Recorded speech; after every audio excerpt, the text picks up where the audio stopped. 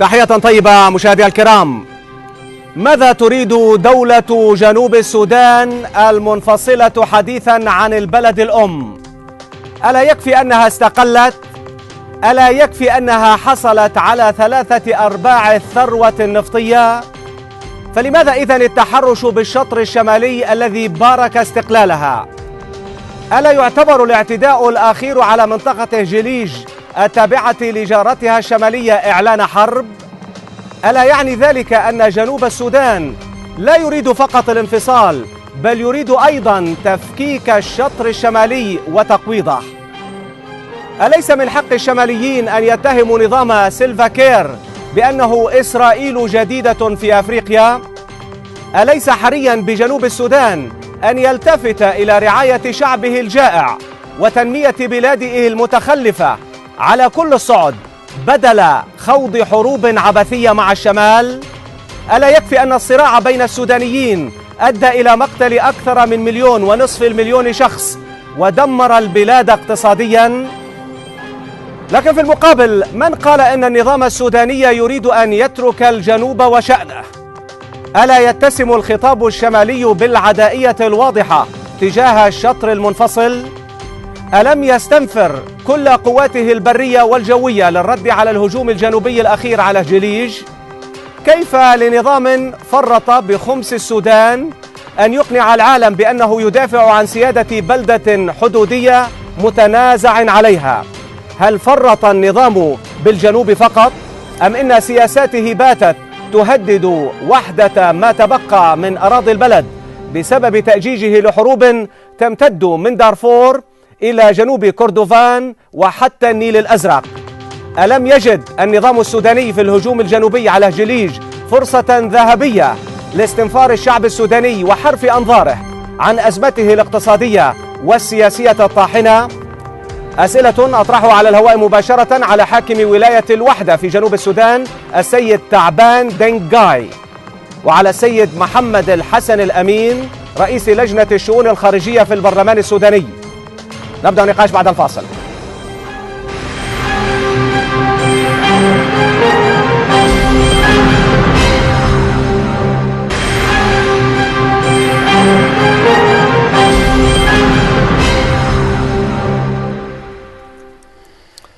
أهلا بكم مرة أخرى مشاهدي الكرام، نحن معكم على الهواء مباشرة في برنامج الاتجاه المعاكس. بإمكانكم التصويت على موضوع هذه الحلقة: من المسؤول عن تفجر الأوضاع بين شطري السودان؟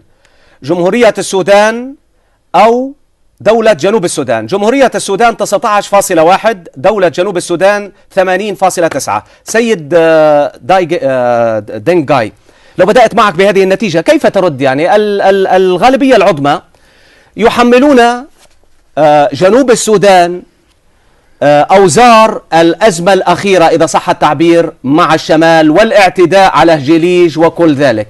ماذا تقول لهؤلاء الذين يعني 90% يقولون أنتم المتورط أو المتهم؟ شكرا جزيلا دكتور فيصل قاسم. شكرا مشاهدي تلفزيون الجزيرة. شكرا للشعب المسالم في جنوب السودان. مسالم ويهجم على جليج، ما شاء الله، كيف لو كان غير مسالم؟ وشكرا لكل المسالمين المحتاجين لسلام ما موجود في شمال السودان فيما تبقى من السودان. التصويت ما بيوري نتيجة حقيقية، لأنه السؤال من هم السامبل بتاعكم اللي جبتوه وين هي طيب من الذي هجم على جليج؟ من الذي اعتدى على الشمال؟ اللي عايز أقول أنه كل الشعب السوداني وكل الناس في الإقليم وفي ريجن بيعرفوا المشاكل التي فرضتها النظام الحكم في الخرطوم منذ أن استولت على السلطة بالقوة مش بالحرية وبالانتخابات. الخرطوم منذ أن توقعنا على اتفاقية السلام الشامل في سنة 2005 لم تكف في هروب الإعلامية وفي هروب بالوكالة ضد المسالمين في جنوب السودان. الخرطوم استمرت في هجوم إعلامي بيقودها صحف وأجهزة وجهات معروفة في السودان. على سبيل المثال صحيفة الانتباه المملوكة يعني لناس معروفين أقرباء الرئيس الرئيس نفسه، مش أقرباء رئيس نفسه. سيمة الانتباه المملوكة للناس معروفة للشعب السوداني ما وقفت من الهجوم على الجنوب. الخرطوم لم تكفي بالهجوم الإعلامي، سواء كان مستخدمة مركز SMC مملوكة لأجهزة الأمن السودانية للدولة، تلفزيون جمهورية السودان مملوكة للدولة، إذاعة أم درمان وخاصة محطات المبثة ضد الجنوب. ويكفي أنه الآن في الخرطوم يوجد إذاعة طيب موجهة طيب بتبث أكاذيب ضد شعب جنوب السودان المسالم. طيب وكرر المسالم. طيب هذه الإذاعة بتعمل منذ سنة 2005 إلى الآن. المؤتمر الوطني ما وقف، مش فقط أنه الإعلام وهكذا، إنما مولت ميليشيات بتهاجم الناس في جنوب السودان. زرعت الألقام، قتلت الأبرياء، العزل في ولاية الوحدة، في على النيل، في جنجولة. الخرطوم عملت، ومحمد الحسن بيعرف، على عرقلة الإجراء الاستفتاء. وكما تعرف أنت شخصيا دكتور فيصل قاسم أنه قانون الاستفتاء المفروض يتم العمل فيها منذ سنة 2005 تم إجازته شهر واحد فقط قبل إجراء الاستفتاء. جميل جدا. طيب خليني بس أسألك بعض أنا عايز أقول أنه هذا التصويت هي غير خطأ. ودي أنا بقول للناس المؤتمر الوطني اللي صوتوا على هذا السؤال. طيب جميل جدا. مش الشعب السوداني المسالم في جنوب السودان وشمال السودان. جميل جدا. المؤتمر بس خليني اسالك سيد، بس مشان هي سبب كل المشاكل. بس خليني اسالك طيب سبب كل المشاكل، من الذي قام بالاعتداء الاخير على هجيليج وطرد بالقوه العسكريه؟ اليس جيش سلفاكير؟ اليس جيش الجنوب؟ طيب كيف تهجمون على بلد جار بالقوة العسكرية وتحاولون السيطرة على بلدة حدودية غير تابعة لكم؟ من قام بهذا العمل العدائي؟ من؟ مش انتم؟ إذا لم نكن شعب مسالم اللي كان اندلعت الحرب منذ سنة 2005. لأن هجليج بانتاو هي منطقة بانتاو هذا من عندكم، من تأليفكم، هذه جديدة اسمها هجيليج، هي اسم شجرة سودانية. اقرأ التاريخ يا دكتور فيصل، اقرأ التاريخ. قرأنا التاريخ، ليس هناك أي شيء. هذا من تأليفكم، هذا من تأليفكم، هذا الاسم الجديد من تأليف جنوب السودان. هجيليج اسم المنطقة، اسم شجرة سودانية معروفة. طيب هي شجرة شنو؟ شجرة سودانية. هي نفس طو اللي بيقولوا ده، اللي بيقول لك ده أنا ده بانتاو يعني قرية. طيب هلا حنشوف السودانيين إذا سامعين ببانتاو أو مش سامعين. شمالين منو؟ شمالين المحتلين. ما المحتل دائما، أنت عارف المحتل بيعمل شنو دائما؟ المحتل دائما لازم يمسح الآثار التاريخية والجغرافية الموجودة. جميل. وبما فيها التسميات. طب بس جاوبني على باختصار شديد، نحن كما تعرف أنه الخرطوم عملت هروب كثيرة جدا. هروب كثيرة جدا. الحرب مندلعة في دارفور. طيب وما اكتفت بدارفور، إنما قررت أنه في سنة 2011 كويس تندلع حرب كمان أخرى في جنوب كردفان وفي النيل الأزرق. وهذه الوثيقة أرجو أنه البرزيل المنتج طيب كويس. هذه الوثيقة دي مكتوبة يوم 23 شهر 5 سنة 2011. طيب ودي الوثيقة اللي أدت إلى اندلاع الحرب في جنوب دارفور، في جنوب كردفان. طب ماشي، بس خليني دقيقة. لا هناك سيد الأمين، بس دقيقة. سيد الأمين، كيف ترد على هذا الكلام؟ الرجل يتحدث عن شعب مسالم، جنوب السودان المسالم، وأنتم محبي الحروب وإلى ما هنالك من هذا الكلام، كيف ترد؟ وسمعت. بسم الله الرحمن الرحيم. الحمد لله والصلاة والسلام على رسول الله، وشكرا لقناة الجزيرة على إتاحة هذه الفرصة لتبيان ما يحدث في السودان حقيقة، وما قامت به الحركة الشعبية. الحركة الشعبية حركة عسكرية متمردة قامت في السودان منذ 1982، وآخر من يتحدث عن النظام الديمقراطي أو عن أي طريق هي حركة عسكرية عسكرت الكثير من أبناء الجنوب. صحيح أن لها بعض المطالب، ولكن بفضل ثورة الإنقاذ الوطني استجابت لعدد من المطالب ودخلت في حوار تام. وهي الحكومة الوحيدة التي وافقت على حق تقرير المصير، وذلك لحتى يكون لأهل الجنوب الرأي في أن يكونوا ضمن السودان أو يكونوا دولة مستقلة، وذلك شريطة أن توافق الحركة الشعبية على أن الحركة الشعبية توافق على أن يكون خيارها هو الوحدة وليس الانفصال. وقد وافقت على ذلك. ولكن بكل أسف كانت حركة خائنة خادعة. عندما جئنا كي لا نشر التاريخ كثيرا سيد الأمين، خلينا بالأحداث الأخيرة، ما نروح كثير تاريخ. تفضل. طيب الآن نحن في منطقة هجليج لم تكن مطلقا من المناطق المختلف عليها. أيوة. هنالك يعني أرض سودانية لم يدعوها حتى إلا مؤخرا فقط. كان احيانا يتحدث ريك مشار بهذا وهو من منطقه لكن يقول لك لها اسم اخر، اسمها جليج. هذه هي الخارطه المتفق عليها. ارجو ان تعود هذه الخارطه المتفق عليها والتي اجازتها اللجنه، وهذه توقيعات ابناء جنوب السودان من الحركه الشعبيه موافقه على هذه الخارطه التي تخرج فيها هجليج وليس لها علاقه بالمناطق المختلف عليها. جميل. اي ان هجليج سودانيه 100% من ارض الشمال. انا فقط اريد ان ارد على بعض النقاط التي يقول فيها أن هنالك هجوم إعلامي. نحن لو كنا نريد الجنوب لما أعطينا حق تقرير المصير ولما سمحنا بانفصال الجنوب أصلا، ولكن رغبة في حقن الدماء أبناء السودان في الشمال وفي الجنوب تم الوصول إلى اتفاقية السلام وتم الوصول إلى إيقاف الحرب.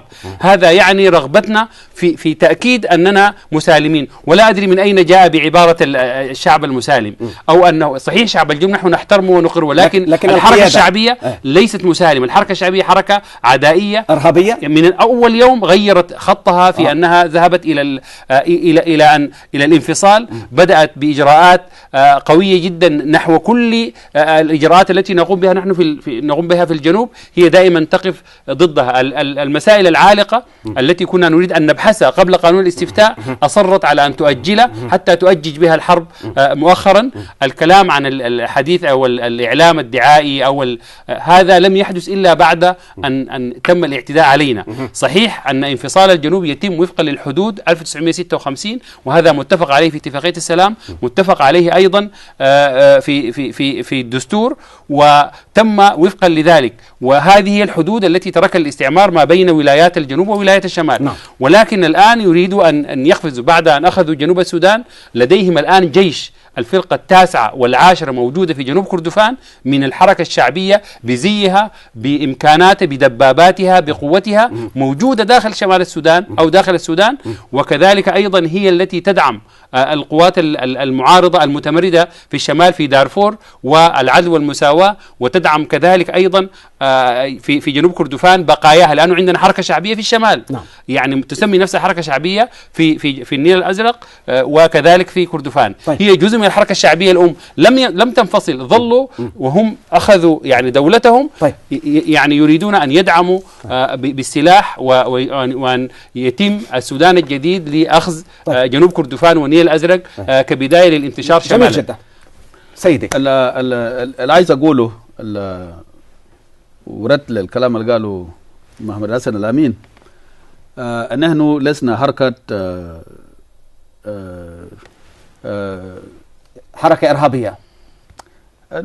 ما عايز أقول إرهابية. نحن مش حركة بتاعت مشاكل، إنما الناس حركة مسالمة، ولذلك كمان حركة مسالمة. أيوة، ولذلك نحن ناس حركة بتمثل الشعب. قامت على البندقية، كيف تكون مسالمة؟ قامت على البندقية لأنها مجبرة على حمل البندقية، مجبرة على حمل البندقية لكي يحقق أقراض سلمية للناس. نحن الجنوب هي منذ التاريخ بتصالب بحق شرعي. إذا بتصالب بحقوق شرعية أنت مسالم.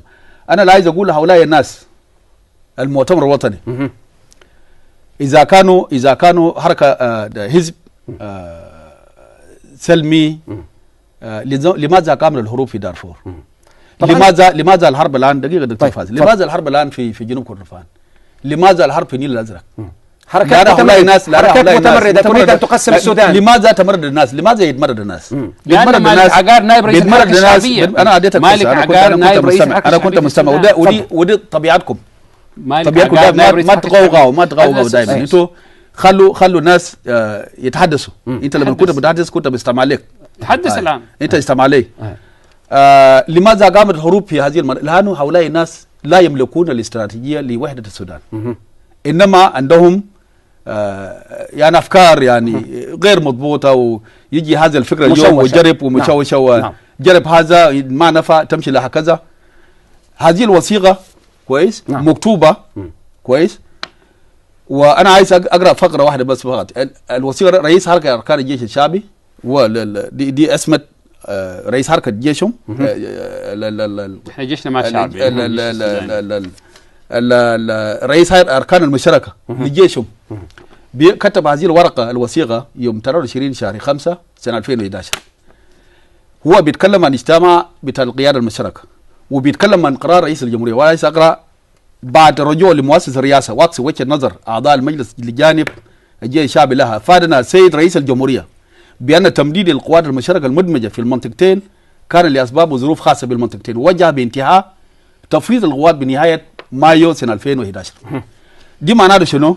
ويبقى بالتالي القائد المسؤول البشير الباهي المسؤول من الجيش السوداني في جنوب كردفان يوم 1 شهر 6 ادى تعليمات نزع سلاح من قوات الجيش الشعبي الموجوده في جنوب كردفان، وهذه القوات موجوده بشان القانون وموجوده باتفاق. هنالك اتفاق بتاعت منطقتين، منطقه جنوب النيل الازرق وجنوب كردفان. هذه الاتفاق كان المفروض تنتهي باجراء مشوره شعبيه، وهذه القوات مسيرها مربوطه باجراء المشوره الشعبيه. لماذا تنزع منهم السلاح؟ لو سمحت، لماذا تنزع منهم السلاح؟ انتم ما دخلكم في السودان. هذه دولة لنا، هذه الجيش نحن دولة يا مستقلة. محمد ناصر هذه الجيش شماليين. ارد عليك، اعطيني فرصة ارد عليك. بس دقيقة كمل. كويس. هؤلاء ناس شماليين. عبد العزيز ادم الهلو مو جنوبي. انت ايه دخل في دولتنا؟ هذا انت مش احسن منه. وجاب المشكلة ذاتك لانه في فكرة في مخيلة حقتك بتفتكر انت سوداني احسن من عبد العزيز الهلو. لا انا ابدا لا اميز بالنسبه بفتكر انه هو شمالي اكثر من دقيقه واحده. انا اولا هذه الوثيقه شماليين. قوات شماليه موجود في اراضي شمال السودان. كان المفروض يتم الاجراءات تكمله البروتوكول اللي يعنيهم، ويتم تسويه حقوقهم. اولا نحن اولا لا دخل. بس خلينا بالنقاط الرئيسيه ونبعد بعيدا. هذه النقطه، هذه الوثيقه ليست صحيحه بدليل انها تحدثت عن مؤسسه الرئاسه. نحن ليس لدينا الان مؤسسه رئاسه. جميل. لدينا رئيس جمهوريه ونائب اول لرئيس الجمهوريه. مؤسسه الرئاسه كانت في الماضي حينما كان سلفاكير موجود وكان الحديث عنها يعني الرئيس ونائب الرئيس ونائبه الثاني. الان لا توجد. هذا يعني ان الوثيقه مزوره وليست صحيحه. الامر الثاني، جنوب السودان لا دخل له بنا، لا دخل له بشمال السودان مطلقا. هذا تدخل سافر لأن لديهم جيش ولديهم فرقتين موجودات في جنوب كردفان. هذا هو التدخل الذي نعنيه والذي نطالب به الآن الأمم المتحدة والاتحاد الأفريقي في أن تعود هذه القوات إلى الجنوب، لأنهم الآن هو يتحدث عن مشاكل بين الشمال بين الجنوب والسودان أم يتحدث عن المشورة الشعبية؟ المشورة الشعبية شأن شمالي. نحن سنقيم المشورة الشعبية. هذه القوات في سنة 1956 في حدود 56 يجب أن لا يتدخل فيها، وهذا هو التدخل الذي نعنيه أن الجنوب يتدخل في الشمال تدخلا سياسيا وتدخلا عسكريا. ها هو اليوم يتحدث ممثل الحركة الشعبية عن الشمال وعن المشورة الشعبية. هذه دولة نحن لا نقبل مطلقا للحركة الشعبية ولا لسلفاكير ولا للأخ تعبان ولا لكائن من كان أن يتدخل في شأننا وأن يقول افعلوا هذا أو لا تفعلوا هذا. هذه سياسة داخلية نحن نتخذها، ونحن نساوي بين أهل السودان كافة، وهم الذين حرضوا مالك عقار الذي هو نائب الحركة الشعبية ولا يزال يحمل شعارات الحركة الشعبية. هم الذين حرضوا الحلو. ادينا وثيقه بس دعني اكمل. والذين حرضوا، انا وريتك هذه الوثيقه هي سبب الحرب، لان انت حرضوا الحلو ماذا موجود الان هؤلاء موجودين الان في جوبا، وهؤلاء الان يتحركون بدعم وبجوازات وبامكانات جنوب السودان لانهم جزء من الحركة الشعبية. نحن نريد فصل الحركة الشعبية، ابعاد عننا، لانها اخذت دولتها ويجب عليهم كدولة أن يبعدوا عن جميل جدا. بس خلينا نقرب الموضوع من المشاهد، حتى المشاهد العربي الذي لا يعرف كثيرا ربما عن القضية. طيب سيد تعبان، أنا أسألك، طيب أيهما أفضل بالنسبة لكم؟ ألم تستقلوا أنتم؟ هل استقلت جنوب السودان ولا لا؟ هؤلاء الناس دقيقة جاوبني. أنا حصلتم على الاستقلال أم لم تحصلوا؟ انفصلتم أم لم تنفصلوا؟ يا سيد تعبان، ما انفصلنا. حصلتم على الاستقلال؟ طيب نلتم الاستقلال. بس خليني أسألك، نلتم الاستقلال؟ نلتم الاستقلال. طيب أصبح لديكم دولة مستقلة؟ نعم. طيب لماذا لا تهتمون بأنفسكم بدولتكم المستقلة حديثا؟ لماذا لا تهتمون بشعبكم الجائع؟ لماذا لا تقومون بتنمية البلد المتخلف على كل الصعد الاقتصادية والاجتماعية وغير الاجتماعية؟ لماذا تدخلون في حروب عبثية؟ لماذا لماذا هاجمتم هجلية؟ ألم تطردوا بقوة السلاح؟ جاوبني على الأسئلة البسيطة. نحن لم نهاجم هجليج، إنما نحن كيف لم تهاجموا هجليج والقطة اللي شفناها على التلفزيون؟ انتظر لم نهاجم هجليج، إنما نحن دافعنا عن نفسنا، والحصل هي هكذا. هؤلاء الناس عندما بدأت هذا الحرب نزحت كثير من الناس في جبال النوبة وهي شمال السودان، والكثير من الناس في النيل الأزرق وهي شمال السودان، لجأوا للدولة مسالمة اسمها جنوب السودان، لأنه ما عندهم أمان في شمال السودان. هؤلاء قتلة بيقتلهم، نزحوا الآن في 700,000 جنوبي، وهم ما فعلوه تبعوا هؤلاء ناس اللاجئين العزل ما عندهم سلاح، ضربوهم منذ يوم 26 شهر 2 سنة 2012 إلى اليوم. قاموا بكذا غارة وكذا هجوم ضد قواتنا في جنوب السودان، في ولاية الرويدة. هذا تجمع للقوات لغزو الشمال، هذا تجمع هو يسمي تجمع لاجئين، تجمع قوات. لا عندما ضربوا هؤلاء هذه المناطق كان هنالك صحفيين من BBC وحتى من الجزيرة. هؤلاء عملاء ضربتوا بهم كالعملاء الذين قبضناهم الجزيرة عملاء قبضناهم أخيرا. الغازي انت عميل قبضناهم الذين جاءوا.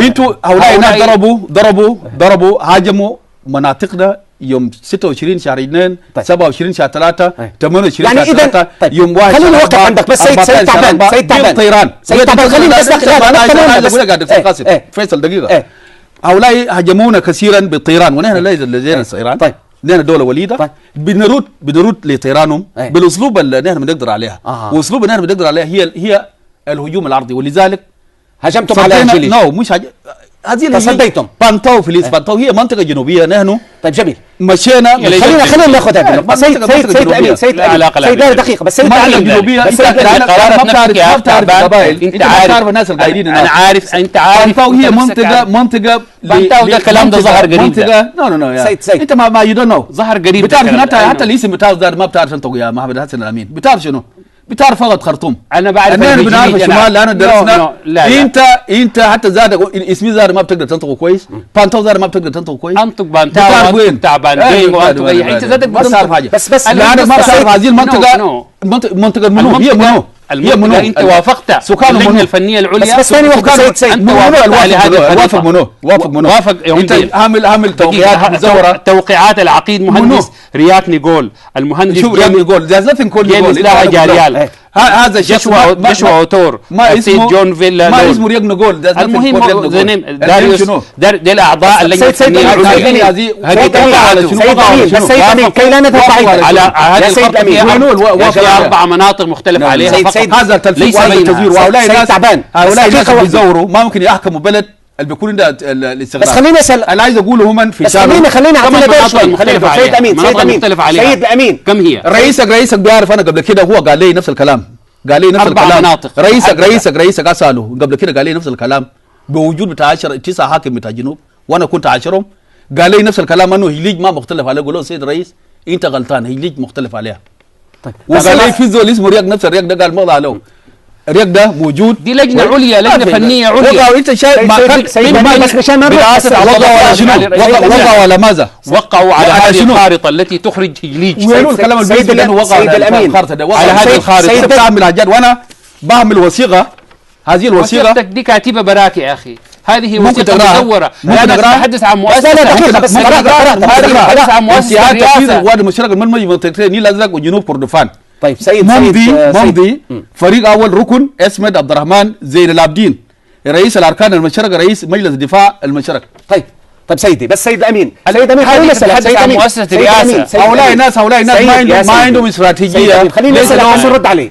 عم اقول لك اذا اخذنا الاحداث الاخيره، لماذا يعني كل الاضواء على جنوب السودان بانه المعتدي وبانه هجم على جليج وبانه يريد ان يقوض السودان؟ يقول لك الرجل بأن ما حصل في الآونة الأخيرة لم يكن إلا رد على الاعتداءات. هذا دفاع كلا ضد الاعتداءات. الآن أولا ألم تعتدوا أنتم على أكثر من منطقة في الآونة الأخيرة؟ اعترف أمام الملأ وبالتلفزيون، اعترف رئيس حكومة الجنوب سلفا كير بأننا الآن وكان يلقي خطابا الآن قد أخذنا هجليج بالقوة.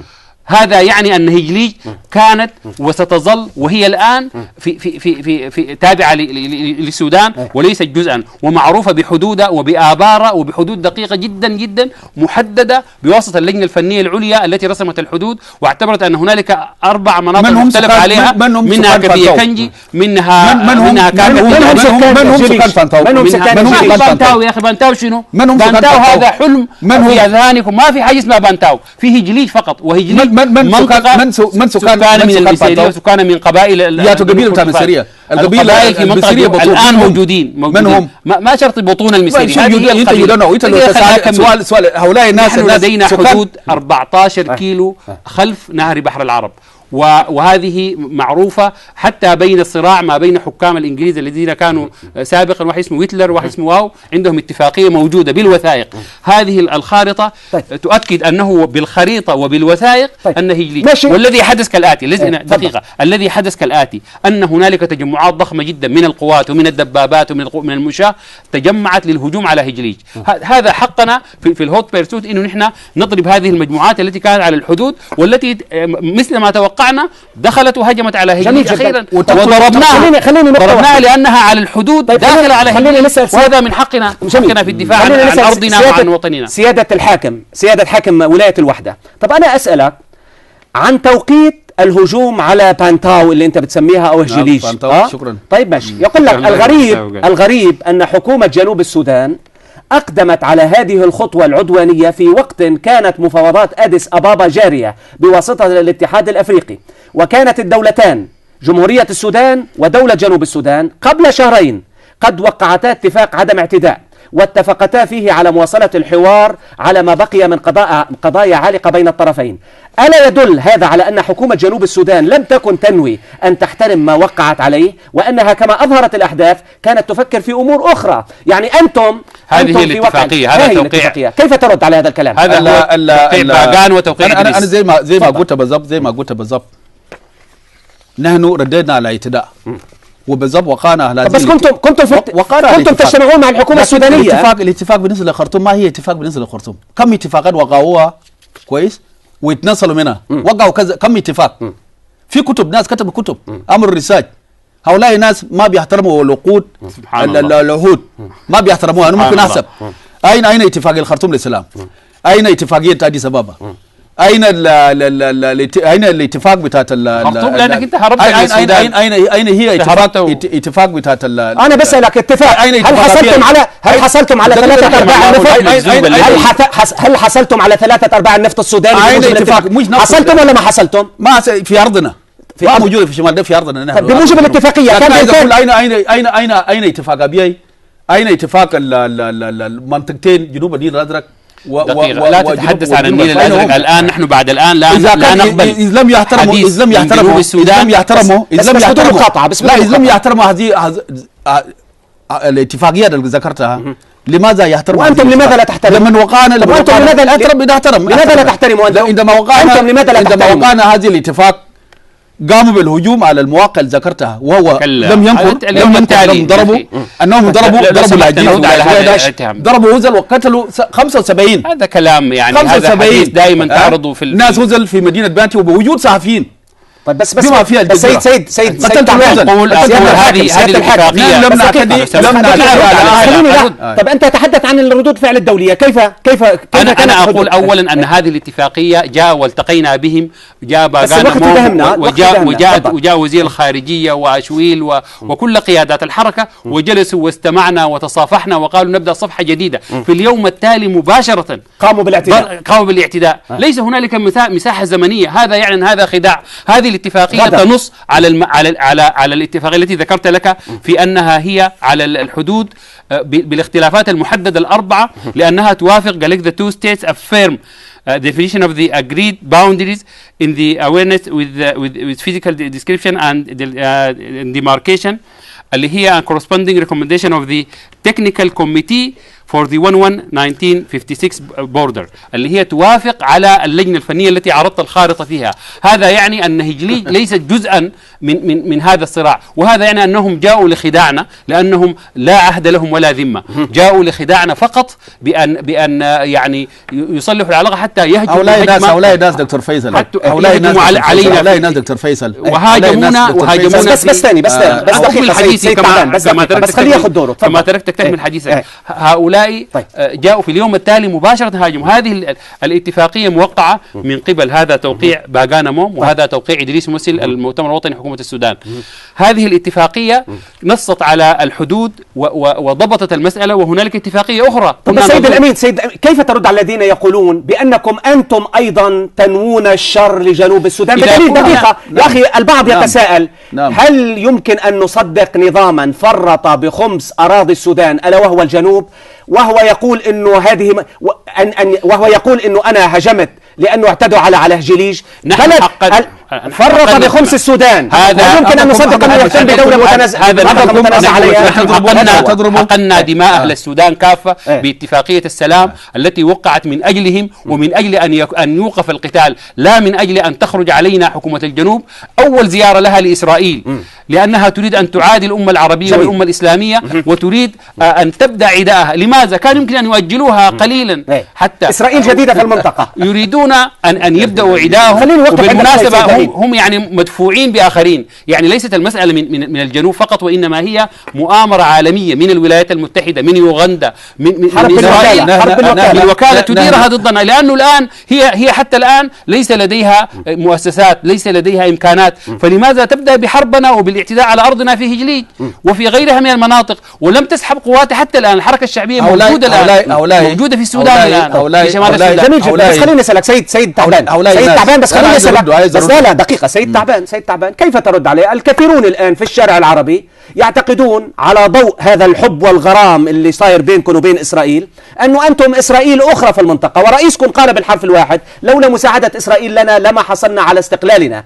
والكثيرون يقولون ان ما تقومون به الان هو انتم تقومون بحرب بالوكاله نيابه عن اسرائيل والولايات المتحده لإنهاك السودان، لتفكيك السودان، لضرب وحدة السودان، خاصة وأنه بس دقيقة هل تستطيع أن تنكر أن 60% من نفط السودان أو جمهورية السودان موجود في منطقة هجليج، في منطقة دانتاو اللي أنت بتسميها؟ هل تستطيع أن تنكر ذلك؟ لماذا تريد أن تحرم السودان من الثروة التي يعيش عليها هو وشعبه؟ لك يرد عليك. أنا يكفيك 3/4 النفط في السودان؟ لك يرد عليك يا دكتور فيصل.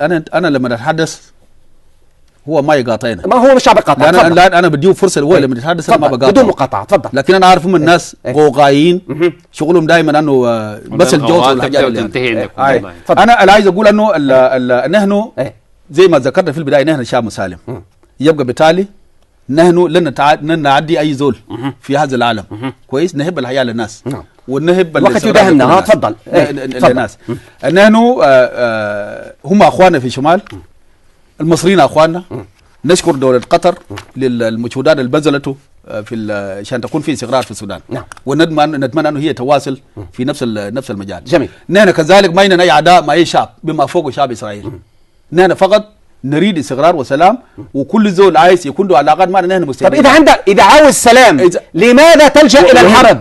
لماذا لم اذا كان لماذا لا ادينا فرصه بس دقيقه. لماذا تلجأ الى الحرب؟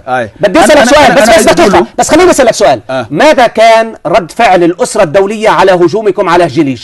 الكل بما فيه الولايات المتحده وروسيا والجميع قالوا لكم يجب ان تسحبوا قواتكم، والطيران السوداني والقوات السودانيه طردتكم من هجليج.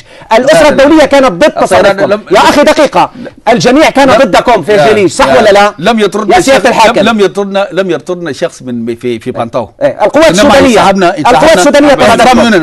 احترامنا للهو. كيف احترامكم؟ للقوانين الدوليه. احترامكم تحترموا القوانين قبل ما تهجموا. رئيسنا ما رئيس مطلوب في محكمه العدل الدوليه يثبت ذلك انه نحن ناس مسالمين، ناس عادلين، وناس بنحترم القواعد الدوليه. رئيسنا مش مطالب في اي سي سي، مش مطالب، ما مطالب، مش مطلوب، مش مطلوب. يس مش مطلوب، والله المفروض يطلب اول واحد واحد في اي سي سي. لان نحن مش مجرمين، نحن ما قتله، نحن ما ارهابيين، نحن ناس مسالمين. هذه مؤامره دوليه انت تعرفها جيدا، تعرفها جيدا. هذه مؤامره على رئيسنا على امتنا، نحن نستطيع ان نقف فيها. شوف هذا الاسلوب. لا تفضل اكمل النقطه لانه الوقت يداهمنا. الوقت يداهمنا. نحن بنسالم اي زول عنده. نحن سياستنا الدوليه انه نحن لن نعدي اي شخص موجود على وجه هذه الارض كويس بما فوق اسرائيل. اسرائيليين عايزين يكونوا علاقات معنا، انهم علاقات نستفيد منهم مثل ما يستفيد من الاخرين في العالم بما فوقه. من هم الامم العربيه؟ الامم العربيه علاقتها مع اسرائيل معروفه. الامم العربيه الكويت الان الكويت تقيم مستشفى في جوبا، المستشفى الوحيد. الامم العربيه دعمت الجنوب كل هذا الزمن ودعمت السودان. الان تريد ان تؤذيها بان تقيم علاقه مع اسرائيل لتكون خاسره في خاصه الامم العربيه. باعتبارك انت بتتكلم معنا باعتبارنا كعرب ولا كافارقه، تعتبر جنوب السودان دوله عربيه ودوله افريقيه؟ انا اعتبرها دوله جنوب السودان. ايوه دقيقه، اذا اعتبرت جنوب السودان دوله عربيه، هل نحن اول ناس؟ معلش، نحن نتحدث العربيه يا اهل الامين. نحن درسنا معكم العربيه، جلسنا معكم امتحانات. ايوه انا ما بعتبرها دوله عربيه، لكن اذا اعتبرتنا دوله عربيه هل نحن اول عرب؟ هل حنكون اول عرب يقيموا علاقه مع اسرائيل؟ السؤال لك انت. السؤال اذا اعتبرتنا من الاقليم كويس، نحن برضه جزء من الشرق افريقيا، ما حنكون اول دوله اقامت علاقات مع دوله اسرائيل. صحيح. نحن مفاهيمنا لاسرائيل كويس هم شعب مثل ما فلسطينيين شعب عندهم حقوق عشان يتعايشوا مثل ما لفلسطين حقوق كويس. هي ما مشكله، نحن مش هنكون اول ناس في الاقليم. طيب ماشي. الكلام اللي انا عايز اقوله فيصل، نحن مش غامض علينا العالم فقط، غامض اولسو على السودان. العالم عايز السلام.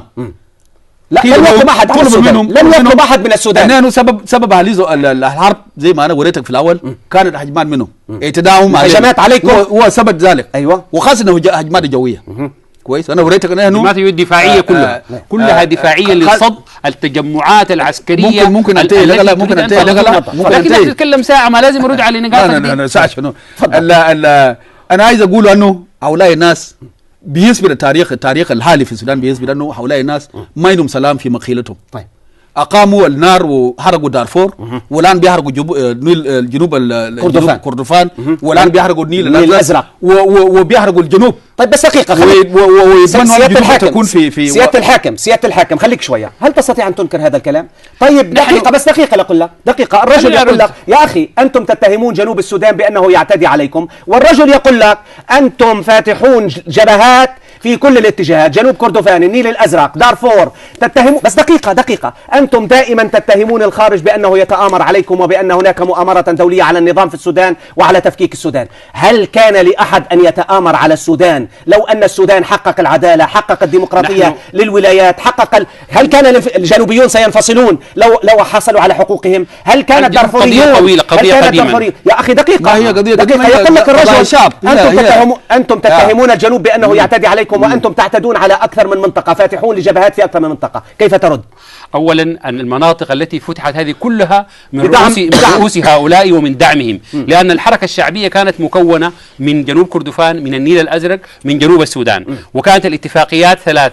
الان انفصل الجنوب لاننا نريد حقن الدماء، دماءهم ودماءنا، لان الحرب تطاولت سنين عده، ونحن بالشجاعه وباراده الدوله القويه فرض عليكم يا استاذ. اذا فرض عليكم نحن استطعنا بحمد الله ان ننتصر في الحرب، ولكن رغم ذلك وافقنا على اجراءات، ونحن اول دوله تعترف. نحن اعترفنا ولكن بحدود 1956، وهو لم ينفذوا الاتفاقيه. اتفاقيه السلام تقتضي سحب كل القوات من شمال السودان نحو الجنوب. لا تزال حتى هذه اللحظه قوات الحركه الشعبيه موجوده في جنوب كردفان، موجوده في النيل الازرق. الشخص الذي كان حاكما هناك في النيل الازرق مالك عقار هو نائب رئيس الحركه الشعبيه. اذا هم لا زالوا يريدون تفتيت السودان ويدعمون دارفور. الان الهجمه كانت من العدل والمساواه جنبا الى جنب مع قوات الحركه الشعبيه على هجلي. بس خليني اخذ النقطه. اذا هذا تآمر مدعوم.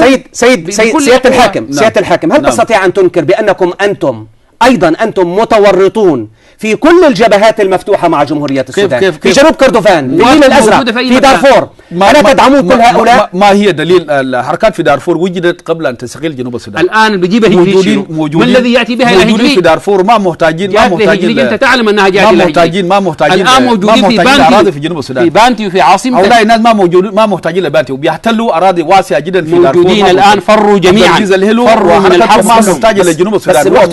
الوقت ده محتلة أراضي كثيرة جدا في جنوب كردفان وكذلك مالك غار.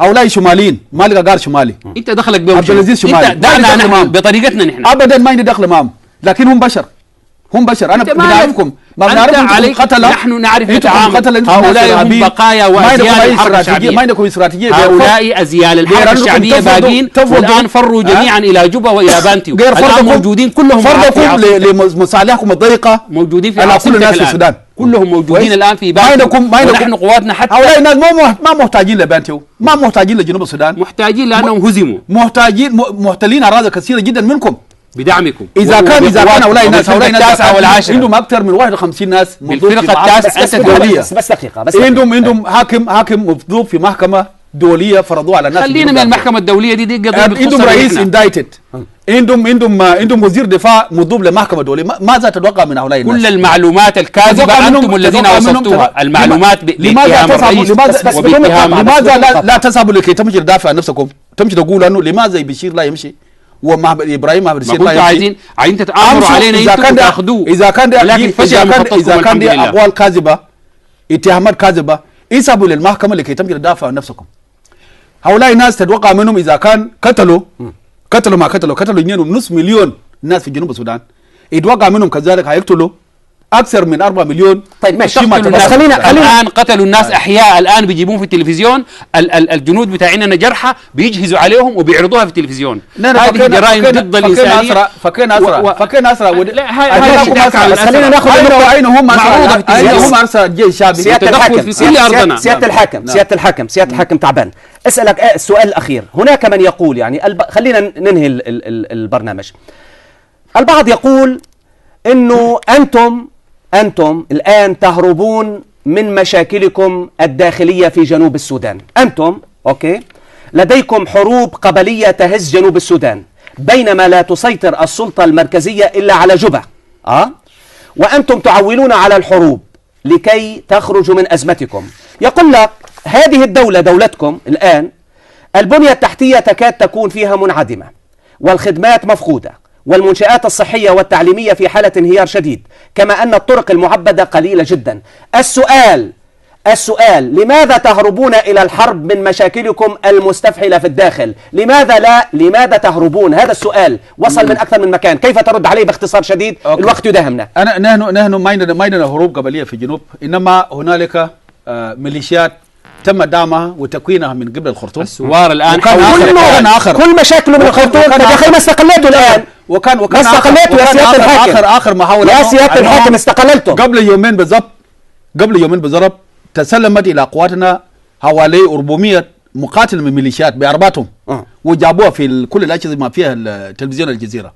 هؤلاء الناس جو من الخرطوم وعندهم ميشن أنه يمشي يضربوا البترول في عداريال شمال على النيل، ويضربوا ملكال، ويقطعوا طرق بتاع التمويل من المواد الغذائيه للمواطنين بين اثيوبيا وجنوب السودان. هؤلاء الناس سلموا نفسهم لنا. كل المشاكل اللي انت ذكرتها هي مسؤوليه هؤلاء الناس. هؤلاء الناس ما خلوا حاجه، حتى سرقوا حتى قروشنا. الان عندنا ديون معهم، سرقوا قروشكم. ايوه اخذوا من اموالنا فلوسنا، كويس، من فلوسنا. نحن مطالبينهم عشان يدونا 6 مليار دولار. والخسائر الان نحن خسائرنا مليارات في وهؤلاء الناس لما المجتمع الدولي لم يتحدث عنها. تم وقف التدفق بتاع البترول في لكنه بلد محاصر، في الأنبوب. طيب. وجدنا انهم كانوا يسرقون 400 بير لم يبلغوا لنا 400 بير فيها 300 بير في عداريال. ده خطوها سير عندهم كويس، سير عندهم ما كنا عالمينها، مشينا عرفنا انه ده العبار كان منتج كان اكثر من كذا من هذا كان مراقب، وزيركم كان موجود. هؤلاء الناس هذه اكاذيب كلها. الان يحتلوا كفيه كنجي، يحتلوا. انتهى الوقت. بس خليني اسال سؤال ثاني. كيف ترد على في الاتجاه الاخر؟ يقول البعض ان مشكلة هجليج جاءتكم يعني نزلت عليكم بردا وسلاما، لأنكم تعانون أيضا من أزمة اقتصادية مستفحلة، ومن تشظيات ومن احتقان سياسي داخلي، والبشير استغل هذه الفرصة ليحرف الأنظار عن مشاكله الداخلية. أيضا خرج السودان عن بكرة أبيه مؤيدا لانتصار قواتنا المسلحة وقوات الدفاع الشعبي والشرطة والأمن في هجليج، حيث دحرنا المعتدين من هؤلاء الذين غزوا أرضنا والذين يعني فعلوا ذلك. دخلت عليهم نحن الإمكانات الاقتصادية بحمد الله تعالى. الآن لدينا إنتاج 60 طن من الذهب ننتجه سنويا، لدينا إمكانات ثروة حيوانية وإمكانات زراعية. هم يعتمدون 98% على البترول، والآن وقف البترول، وبإذن الله تعالى ما لم نعوض عن هجليج لن يروج برميلا واحدا من البترول، لأننا حريصون كل الحرص على حقوقنا في هجليج وأن ترد، رغم أن القرار الدولي لم يأتي فيها.